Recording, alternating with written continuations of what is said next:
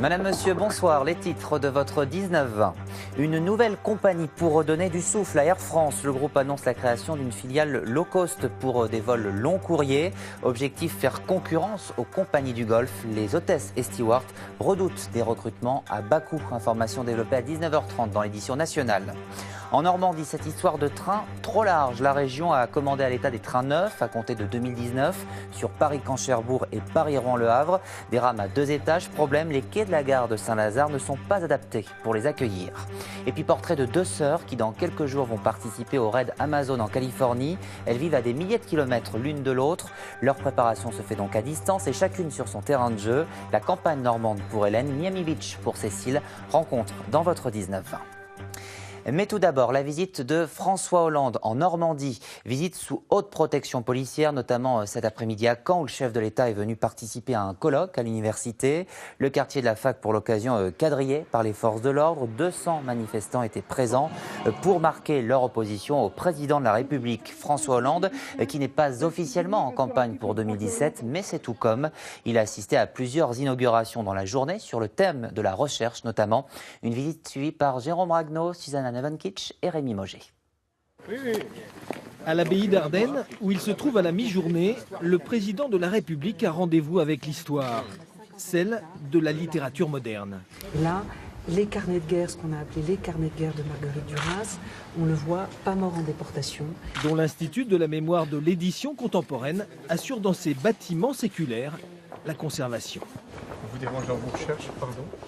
Quittant l'abbaye et son histoire, voilà maintenant François Hollande en route pour l'avenir. Il est accueilli au Ganil, au grand accélérateur Dion-Lourd sur le plateau nord de Caen. Il vient inaugurer Spiral 2, un outil scientifique unique en son genre. Plus de 120 millions d'euros d'investissement. Des centaines de chercheurs du monde entier travailleront ici sur l'infiniment petit. Lancé en 2005, le projet et le chantier de cette incroyable machine ont nécessité 12 années d'efforts. Voilà qui inspire au président tout un propos autour du temps long, celui qui est à l'opposé du quotidien et de la politique à courte vue. Le temps long, c'est de prendre une décision dont on ne sait pas encore à l'avance ce qu'elle va produire, mais dont on sait qu'elle va avoir à terme des résultats. Mais il faut garder cette dimension stratégique. Et si nous sommes simplement tributaires du court terme, de l'immédiat, de ce qui sera l'actualité du jour, alors nous sommes perdus. Travailler sur le temps, mais aussi dans l'unité, le rassemblement, l'autre credo à la tribune du chef de l'État. Si la France, sur l'essentiel, n'arrive pas à faire cette unité, ce rassemblement, cette cohésion, si elle se disperse, si elle se dilue, si elle se disloque, alors nous n'aurons pas l'avenir que nous méritons. François Hollande, l'homme du temps long, celui qui gouverne la science et la recherche, les États et les nations. Rien à voir, voulait peut-être suggérer en creux le président de la République avec ces instants effrénés dans lesquels s'agite en ces temps de campagnes électorales l'ensemble de la classe politique. On en vient à cette commande de train avec le Canadien Bombardier pour les lignes Paris-Rouen-Le Havre et Paris-Caen-Cherbourg. La région Normandie s'est engagée à reprendre la gestion de ces lignes, en échange de quoi l'État financerait l'achat de nouveaux trains. Le souci, c'est que les rames sont trop larges pour pouvoir entrer en gare de Saint-Lazare. Explication Jean-Marc Pitt et Angèle Devecchi. On a proposé quelque chose d'innovant, d'audacieux, de dire à l'État vous avez une responsabilité dans votre incapacité à gérer avec la SNCF les trains intercités. Et donc, nous, on va les gérer et en contrepartie, vous nous achetez des trains neufs. Ainsi fut fait. Et 720 millions d'euros furent débloqués pour acheter des trains chez Bombardier. Seulement voilà, le Canard enchaîné dans son édition d'hier nous apprend que ces trains seront trop larges pour circuler de façon fluide à Saint-Lazare. Et le monsieur transport de la région Normandie nous le confirme. Les nouveaux trains ne pourront pas croiser certains matériels et à certains endroits très précis. Et donc, il y aura à réguler le trafic. Et la SNCF nous a dit qu'elle était d'abord en mesure de réguler ce trafic, c'est-à-dire de donner les ordres aux aiguillages, d'interdire certains trains de circuler à certains endroits au même moment en parallèle ou côte à côte. Donc il y aura sans doute une régulation du trafic, mais qui porte sur très peu de trains et très peu de circulation. Ça ne vous rappelle rien ? Des trains Alstom à Toulouse, trop larges, et qui obligent Réseau Ferré de France à raboter les quais. Ou bien des trains Bombardier déjà, à Lyon cette fois, trop larges aussi, qui obligent aux mêmes mesures. Et à Saint-Lazare, quels seront l'importance et le coût des aménagements nécessaires ? Les ingénieurs de SNCF Réseau n'auraient pas encore rendu leur conclusion définitive. Pourrait-elle remettre en cause la commande prévue pour le 23 novembre prochain? On ne prendra pas de risque financier et on ne prendra pas de risque qui conduirait à perturber encore un petit peu plus les accès à la région parisienne et à la gare Saint-Lazare en particulier. Donc vous remettriez en cause le contrat? Si on n'a pas les garanties, évidemment, on ne le fera pas. Les rails de la nouvelle gouvernance ferroviaire régionale ne sont pas encore définitivement posés. Les associations venant en aide aux mineurs isolés étaient ce midi mobilisées à Rouen. Elles entendaient rappeler au département de Seine-Maritime ses obligations en termes de prise en charge de ces jeunes non accompagnés qui vivent seuls la nuit dans la rue. Une mobilisation qui se poursuit ce soir. Myriam Libert avec Olivier Flavien et Bruno Delande. Deux garçons se sont installés à même le sol dans le hall d'entrée de l'aide sociale à l'enfance, au pied des CRS. L'image est éprouvante, d'autant que l'un des jeunes hommes a fait un malaise quelques minutes plus tôt. Depuis ce midi, une centaine de membres d'associations humanitaires dénoncent la situation dramatique d'une vingtaine de mineurs non accompagnés. Nous, la demande, elle est très claire ce soir. On veut que tous les mineurs à la rue et qui sont ici avec leur sac de couchage soient hébergés, c'est-à-dire 12 mineurs qui soient tous hébergés ce soir. Parce que là, il y a une raison humanitaire à leur hébergement. De jeunes mineurs isolés qui dorment dans la rue et passent leur journée dans une salle mise à disposition par Médecins du Monde. Ils viennent de Guinée-Conakry ou du Congo. Ils ont derrière eux des vies déjà bouleversées. Aucun d'entre eux n'avait imaginé que leur calvaire continuerait en France. La pauvreté et le problème familial, le racisme, c'est ce qui m'a fait fuir mon pays. Je n'imaginais pas quand je viens en France ici, je vais passer la nuit au dehors. Et puis je n'imaginais pas encore, je vais rester toute la journée sans manger. Je n'avais pas pensé à ça. Hein. J'ai pensé être dans une France qui dit oui aux enfants, pas une France qui dit non. Et on est venu pour demander de l'aide, on a besoin de sécurité. Tout mineur en danger a le droit, au regard de la loi, d'être protégé. Et c'est l'une des missions du département.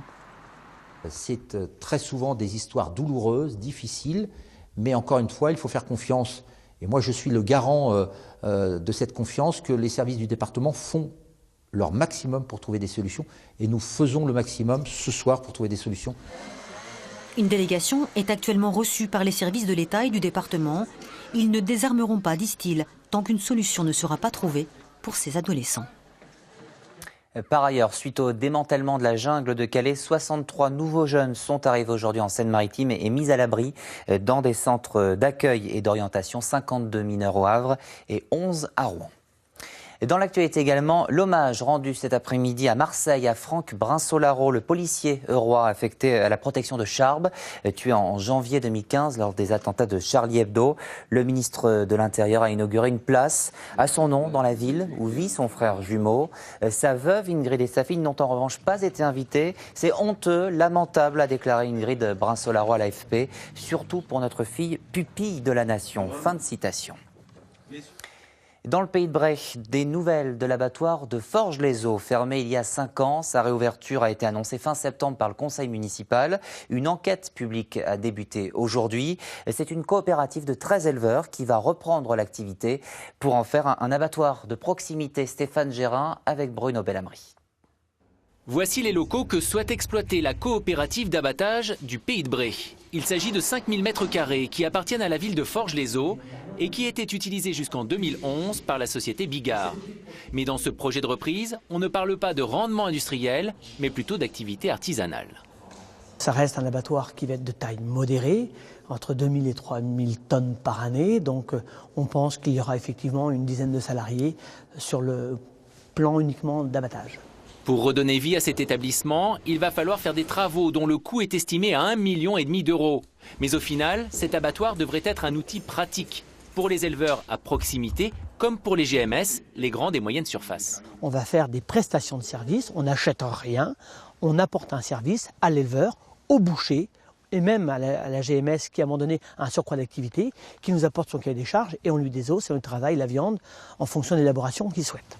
Les travaux pourront débuter dès que le bail sera signé avec la municipalité. Ce sera bientôt chose faite. Le maire compte d'ailleurs épauler la coopérative, car pour lui, ce projet est essentiel.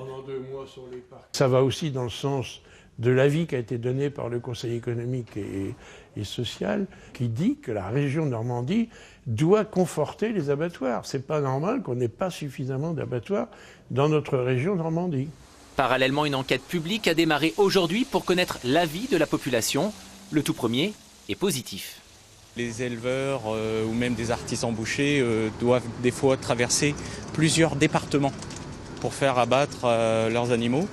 Donc c'est un non-sens, c'est une perte de temps et puis il n'y a pas non plus de respect du bien-être animal. Donc vous êtes totalement favorable? Totalement pour, oui. La population a jusqu'au 2 décembre pour s'exprimer. C'est une première en France, un partenariat entre la Bibliothèque nationale de France et les bibliothèques de Rouen. Une convention de coopération numérique a été signée aujourd'hui à la mairie de Rouen. Le fonds de la BNF est accessible depuis des années grâce au site Gallica. Il en sera bientôt de même pour le fonds patrimonial rouennais. En janvier 2017, depuis votre ordinateur, vous pourrez accéder aux documents numérisés depuis 20 ans dans les réserves des bibliothèques de la ville. Des trésors comme des manuscrits ou des ouvrages médiévaux. L'idée, créer une grande bibliothèque numérique, elle s'appellera Rotomagus. Béatrice Ravel avec Jérôme Beg. Depuis le site Rotomagus, vous pourrez accéder à plus de 10 000 documents du Fonds patrimonial rouennais. Une grande partie de ces ouvrages est conservée ici, à la bibliothèque Villon. En pleine cure de jouvence, elle possède dans ses réserves des trésors, comme ces affiches du 19e siècle en passe d'être numérisées. Toutes les numérisations que nous avons faites à Rouen depuis environ 20 ans concernent essentiellement des documents plutôt graphiques, donc des cartes, des plans, on a des estampes, on a des manuscrits. Des manuscrits comme celui-ci, le premier jet de Madame Bovary. La ville de Rouen possède les 5 brouillons du chef-d'œuvre de Flaubert, mais aussi des manuscrits de Maupassant et d'Hector Malot. Ces exemplaires uniques étaient difficilement accessibles. Le site rouennais Rotomagus les rendra enfin visibles. Il utilisera la même interface que Gallica, le portail de la Bibliothèque nationale de France, un site qui a fait ses preuves. La bibliothèque, elle met en permanence à jour tout ce qui est numérisé pour faire en sorte qu'il soit toujours accessible par les outils de lecture qu'on développe. Donc c'est vraiment tout ce travail, toute cette attention à l'accessibilité, au fait de rendre ces collections accessibles à tous qui nous motive. Rotomagus s'enrichira aussi de 1500 documents issus de la Bibliothèque nationale de France, sélectionnés pour leur intérêt régional. La bibliothèque numérique rouennaise sera consultable dès janvier 2017. 9 jours d'aventure entre filles en Californie. La 15e édition du Raid Amazon débute le 12 novembre prochain. Courses d'orientation, randonnée, canoë-kayak, VTT, tir à l'arc, escalade. Le raid sportif est aussi une grande aventure humaine. Et pour 2 sœurs, une expérience assez insolite. Elles vont se retrouver la semaine prochaine pour le départ et faire équipe ensemble. Les 2 trentenaires se préparent pour le moment chacune dans leur coin des 2 côtés de l'Atlantique. François Verly avec Patrice Cornélie. Moi j'ai fait vélo et course ce matin. 7300 km les séparent, mais le Raid Amazon va les réunir. Hélène vit à Tuissignol et Cécile à Miami. Nom de leur équipe, petite sœur, comme leur lien de parenté. On est 2 sœurs, mais on peut pas être les 2 petites en même temps. Eh ben nous, si. Donc Cécile, c'est la petite sœur parce qu'elle est plus jeune de 2 ans que moi. Et puis moi, je suis la petite sœur parce que je suis plus petite de 10 cm qu'elle. Ça fait 15 ans qu'elle m'en parle de ce raid et je pensais qu'au bout d'un moment, elle lâcherait un peu l'affaire. Honnêtement, si ça n'avait pas été elle, j'y serais jamais allée. À chacune son terrain de jeu, à chacune son décor. Entre Miami Beach et la campagne normande, le contraste est saisissant. Les 2 frangines, évidemment, ne s'entraînent jamais ensemble, mais pourtant, rien n'a été laissé au hasard. On a élaboré un programme commun en VTT et en course à pied. Et on a utilisé nos petites spécificités à chacune pour compléter ça. Cécile s'entraîne en canoë, parce qu'elle a un accès à l'eau chaude toute l'année. Et moi je m'entraîne au tir à l'arc dans le club de mon village. Tout ça pour vivre leur aventure. Cette année, le Raid Amazon se déroulera en Californie. Une affaire de femmes avec 300 concurrentes. Hélène et Cécile, Dossard 76, viendront y chercher des moments inoubliables. Pour moi, le raid, c'est une image, c'est des femmes qui courent essentiellement et qui se tiennent par la main pour que tout le monde franchisse la ligne d'arrivée et qu'il n'y ait pas de laisser pour compte. Et j'ai envie de vivre ça. On va être un peu les stars de notre propre famille, c'est un peu la classe. Hélène retrouvera Cécile à Miami dans une semaine. Puis les deux sœurs s'envoleront pour Los Angeles pour prendre le départ du raid le 12 novembre. Avant la suite de votre 19-20, cette dernière minute, le Conseil départemental de Seine-Maritime assure que les 12 mineurs qui étaient à la rue seront hébergés par les services du département. Votre 19-20 se poursuit donc, l'édition Baie de Seine qui nous emmènera notamment à Notre-Dame de Gravenchon pour parler de l'histoire des hommes qui ont façonné les usines de la ville. Ailleurs en Normandie, nous parlerons de l'association Coexister. À tout de suite.